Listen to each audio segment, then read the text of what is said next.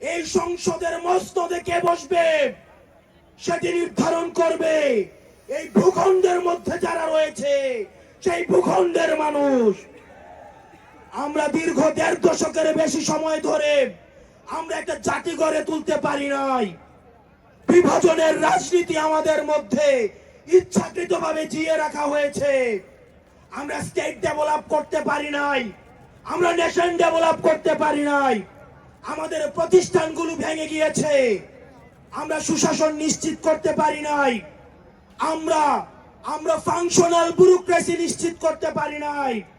আমরা স্বাধীন পুলিশ নিশ্চিত করতে পারি নাই, স্বাধীন বিচার বিভাগ নিশ্চিত করতে পারি নাই। আমরা স্বাধীনতার এত বছর পরেও আমাদের তরুণ প্রজন্ম, আমাদের একটা ইনস্টিটিউশন আমরা প্রপারলি ফাংশন করতে দেখি নাই।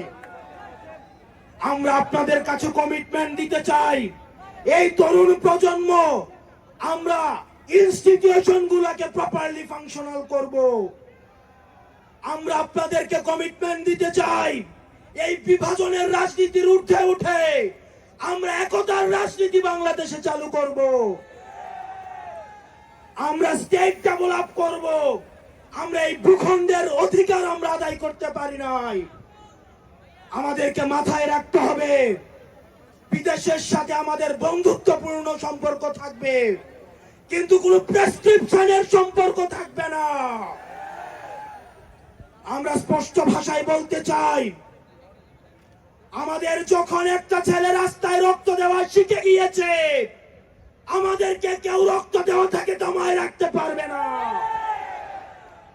সুতরাং আমরা স্পষ্ট ভাষায় বলতে চাই, আমাদের প্রবীণ রাজনীতিবিদ যারা রয়েছে তাদের অভিজ্ঞতা এবং তরুণদের তেজদীপ্ত এবং অকুত ভয় যে নেচার রয়েছে, সেটার মিথস্ক্রিয়ায় আমরা পরবর্তী বাংলাদেশ বিনির্মাণ করব।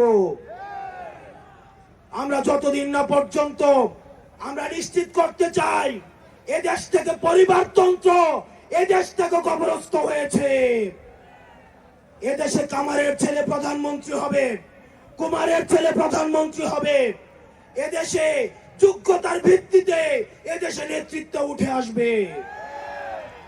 আমরা স্পষ্ট করতে চাই,